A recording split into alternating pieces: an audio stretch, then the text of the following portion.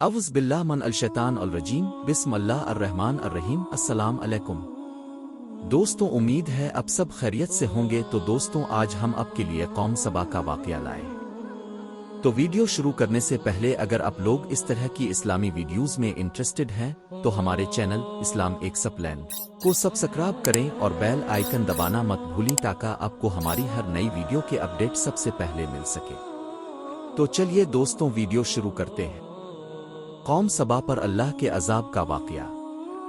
अहल सरसार की एक कौम जिसे कौम सबा भी कहा जाता है, अल्लाह ताला की बेशुमार नेमतों के अंदर जिंदगी गुजार रही थी। यह कौम एक अजीम तहजीब व तमद्दुन की मालिक थी।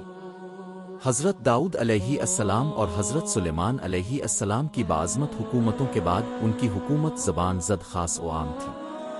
कहा जाता है कि ये लोग गंदुम के मग़ज़ से आटा पस कर रोटियां पकाते थे, लेकिन इस बड़िए बरक्स वो इस कदर इसराफ करने वाले और नाशुक्रे थे कि उन्हीं रोटियों के साथ बच्चों का पाखाना साफ करते थे।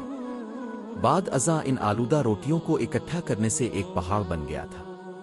फिर एक साले शख्स ने वहां से गुजरते हुए एक औरत को देखा जो रोटी के साथ बच्चे के पाखाने के मकाम को साफ कर रही थी। इस शख्स ने औरत से कहा, तेरे ऊपर अफसोस, खुदा से डर, कहीं ऐसा ना हो कि खुदा तेरे ऊपर अपना गजब ढाए और तुझसे अपनी नेमत छीन ले। इस औरत ने जवाब में मजाक अड़ाया और मगरूराना अंदाज में कहा, जाओ जाओ, गोया कि मुझे भूख से डरा रहे हो। जब तक सरसार जारी है मुझे भूख से किसी किस्म का कोई खौफ नहीं है। कोई ज्यादा अरसा नहीं गुजरा ना था कि अल्लाह ताला ने उन लोगों पर अपना गजब ढाया। पानी जो कि जिंदगी की बुनियाद है, इन लोगों से छीन लिया। यहां तक कि कहत नाजिल हुआ। बात यहां तक पहुंच गई कि उनकी जखीरा की हुई तमाम ग़िज़ा खत्म हो गई। आखिरकार वो मजबूर हो गए कि उन्हें आलूदा रोटियों पर टूट पड़े जो इन लोगों ने इकट्ठी करके पहाड़ के मानिंद ढेर लगाया हुआ था, बल्कि वहां से रोटी लेने के लिए सफ लगती ताकि हर कोई वहां से अपने हिस्से की रोटी ले सके। कुफरान नेमत कहत और उनकी बदहाली के बारे में मुतअद्दिद रवायात मौजूद हैं। सूरा नहल की आयत नंबर 112 और 113 में यूं इरशाद होता है, और अल्लाह ने इस बस्ती की भी मिसाल बयान की है जो महफूज और मुतमईन थी।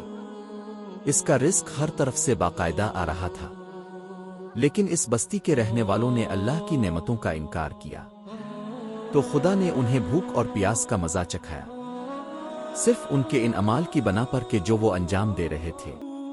और यकीनन उनके पास रसूल आया तो इन लोगों ने उनको झुठलाया, तो फिर उन तक अजाब आ पहुंचा कि ये सब जुल्म करने वाले थे।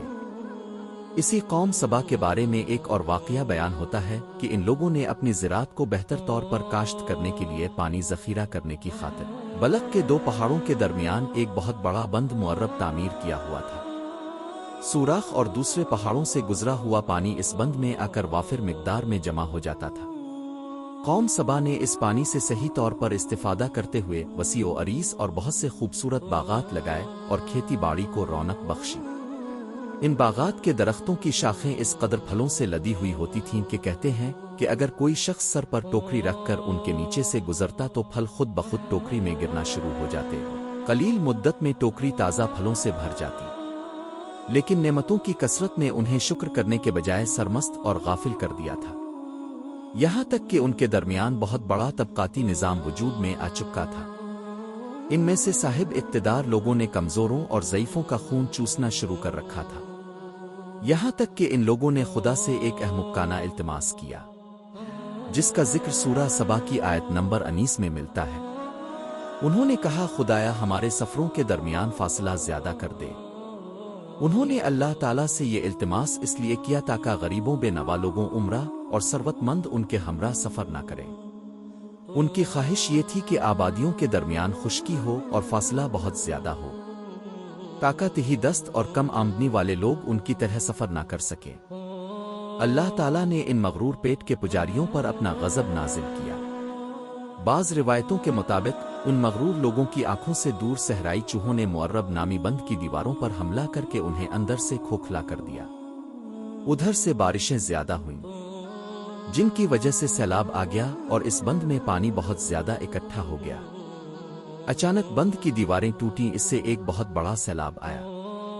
جس میں تمام دیہات، آبادیاں، مال مویشی، باغات، کھیتیاں، ان کے محل اور گھر پانی میں غرق ہو کر نابود ہو گئے۔ ان کے باغات اور زراعت میں سے صرف بیری کے درخت اور کچھ جھاڑیاں بچی تھیں۔ خوش الحان پرندے وہاں سے کوچ کر گئے تھے، جبکہ الو اور کوآہے نے قوم سبا کے کھنڈرات میں اپنے گھونسلے بنا تھے۔ اس بات کا ذکر سورہ سبا کی آیت نمبر 15 اور 16 میں ملتا ہے، اور آخر میں سورہ سبا کی آیت نمبر 17 میں قرآن کریم نے اس واقعہ کا یوں نتیجہ نکالا ہے: یہ ہم نے ان کی ناشکری کی سزا دی ہے، اور ہم ناشکروں کے علاوہ کسی کو سزا نہیں دیتے ہیں۔